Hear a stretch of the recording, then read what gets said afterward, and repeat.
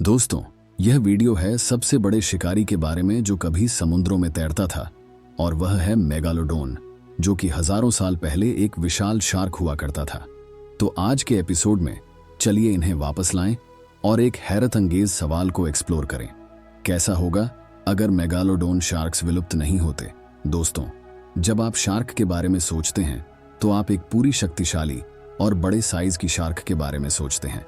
लेकिन कैसा होगा अगर मैं आपको कहूं कि आज की शार्क्स कुछ भी नहीं हैं उनके पूर्वज मेगालोडोन के मुकाबले, क्योंकि उनके दांत इतने बड़े और शरीर के साइज के साथ 3 गुना बड़े थे ग्रेट व्हाइट शार्क्स से।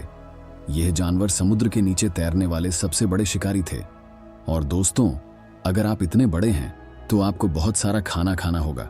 तो मेगालोडोन के मेनू में आमतौर पर डॉल्फिन्स, दूसरी शार्क्स और हम्पबैक व्हेल्स शामिल थे। लेकिन समय के साथ यह पूरी तरह से 3.6 मिलियन साल पहले विलुप्त हो गए, और वैज्ञानिकों को यह सही से नहीं पता कि क्यों हुए। कुछ थ्योरीज कहती हैं कि मेगालोडोन ठंडे तापमान के बदलने को सहन नहीं कर पाए और इस वजह से विलुप्त हो गए, जबकि दूसरी थ्योरीज ये एस्टिमेट करती हैं कि खाना कम होने और इसके लिए बढ़ते कंपटीशन के कारण वे विलुप्त हो गए।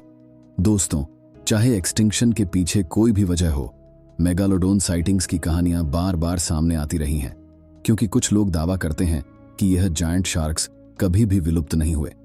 लेकिन अफसोस के साथ कहना पड़ता है कि यह बिल्कुल सच नहीं है, क्योंकि अगर ऐसा होता तो हमें अब तक कम से कम एक स्केलेटन मिल जाता, या फिर हमें उनके विशाल दांत दूसरे मरीन प्रजातियों पर दिखाई देते। लेकिन ऐसा कुछ भी सबूत नहीं मिला है, सिर्फ प्राचीन दांत हैं जो उनके होने के कारण बताते हैं। दोस्तों, चलिए देखें कैसा होगा अगर मेगालोडोन कभी विलुप्त नहीं होते।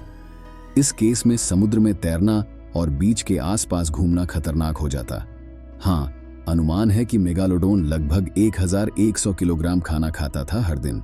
इसके लिए यह विचित्र प्राणी अधिकांश इंसानों को अपने क्षेत्र में घुसने का प्रयास करता, और एक बार जब आप टारगेट रेंज में होते हैं तो उसका जबड़ा 2.7 से 3.4 मीटर चौड़ा होता है, जो आसानी से 2 बड़े व्यक्ति को साथ में निगल सकता है।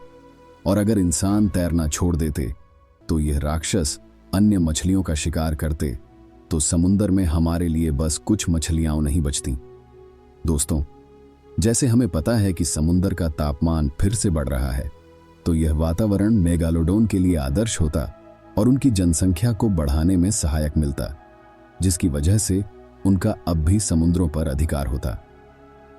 ट्रिप खत्म होने का समय आ गया। दोस्तों, क्या आपको पता है कि फीमेल मेगालोडोन्स शायद मेल के लगभग 2 गुना बड़े थे?